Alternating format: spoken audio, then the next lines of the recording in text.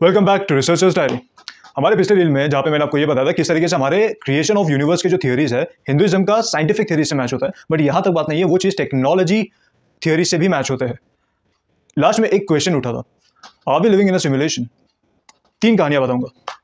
पहली, ब्रह्मदेव को एक बार कृष्ण भगवान से मिलना था, तो उन्होंने कृष्ण जी के लिए एक मैसेज भेजा कि मुझे आपसे जल्द से जल्द मिलना है। कृष्ण भगवान ने ये कह दिया कि ब्रह्मदेव को मेरे पास भेजा जाए। जब ब्रह्मदेव कृष्ण जी के पास जा रहे थे, वो शॉक हो गए। उन्होंने ये देखा कि वो इकलौते ब्रह्मदेव नहीं थे, वहां पे बहुत सारे सैकड़ों ब्रह्मदेव थे जो अलग अलग वेरिएशंस के थे। जैसे हमारे ब्रह्मदेव के 4 सर है, उन ब्रह्मदेव में कई लोगों के 12 सर थे, कई लोगों के 20 थे। उस तरीके से बहुत सारे ब्रह्मदेव वहां पे आ चुके थे। ये देख के ब्रह्मदेव शॉक हो गए। उन्होंने कहा कि जब पूरे ब्रह्मांड का निर्माण मैंने किया है, जब पूरा यूनिवर्स मैंने क्रिएट किया है, तो ये बाकी ब्रह्मदेव कौन है? तो ब्रह्मदेव ने जब कृष्ण जी से पूछा कि ये बाकी ब्रह्मदेव कौन है, तो उन्होंने उनको बताया कि आप ब्रह्मदेव उस यूनिवर्स के हो, उस ब्रह्मांड के हो जिसे आपने बनाया है। ये सारे ब्रह्मदेव उन ब्रह्मांड के ब्रह्मदेव है जिन ब्रह्मांडों को इन्होंने बनाया है। तब ब्रह्मदेव को पता चला कि उनका ब्रह्मांड इकलौता ब्रह्मांड नहीं है।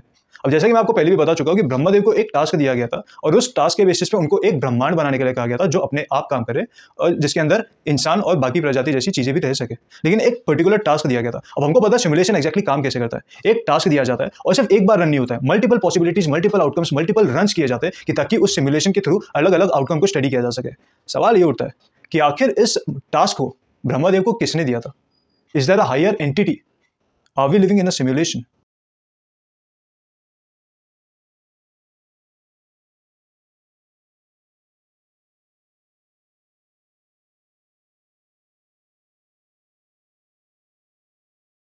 And if we are living in a simulation, what is that end task? What is that goal why the Brahman and the universe was created? Second story. Krishna भगवान ने एक बार सामने सामने से बता दिया था कि सब कुछ एक सिमुलेशन है। कब? आप जानते हो कब? महाभारत के युद्ध में जब अर्जुन ने उनसे पूछा था कि देव, क्या ये इकलौता एक तरीका है? क्या मुझे अपने ही भाई बहनों का, अपने ही खानदान का, अपने गुरु का, अपने दोस्तों का वध करना होगा अपने ही हाथों, और क्या इसके अलावा और कोई तरीका नहीं है?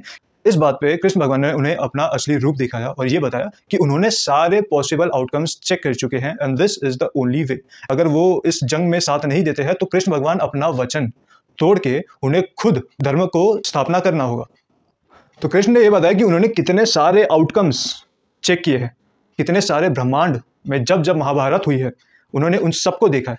तो इससे हमें एक चीज पता चलती है कि महाभारत शायद सिर्फ एक बार नहीं हुआ है, महाभारत बार बार हो चुका है, अलग अलग ब्रह्मांड में हो चुका है और महाभारत कई बार लिखी गई है। इस थ्योरी को सपोर्ट करने के लिए एक और कहानी बताता हूँ रामायण से, जो आपको ये क्लियर बता देगा कि महाभारत और रामायण सिर्फ एक बार नहीं हुए, वो बार बार होते रहते हैं।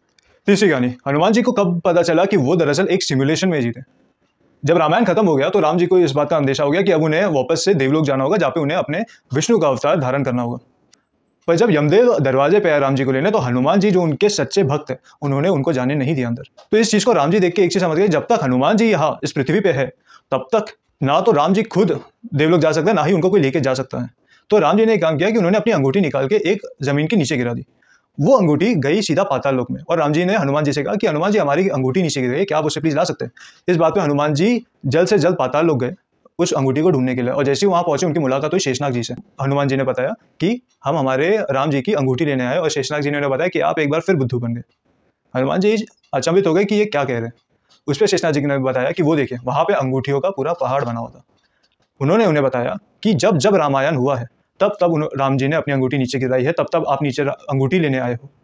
और जैसे ही हम आपको बताते हैं कि राम जी अब जा चुके हैं देवलोक और ये आपको सिर्फ भटकाने के लिए किया गया था, तो आप अंगूठी वापस ले जाने का कोई मतलब नहीं समझते और यहीं पे छोड़ के चले जाते हैं। यहाँ पे हनुमान जी को पता चला कि रामायण सिर्फ एक बार नहीं हुई है, रामायण बहुत बार हो चुकी है और बार बार होती रहती है, अलग अलग ब्रह्मांड में, अलग अलग यूनिवर्स में, अलग अलग सिमुलेशन में होती रहती है। ये कहानियां सिर्फ कहानियां नहीं है, इसके अंदर एक काफी डीप मैसेजेस छुपे हुए हैं जो हम लोग को अल्टीमेटली अब जाके अनकवर हो रहा है।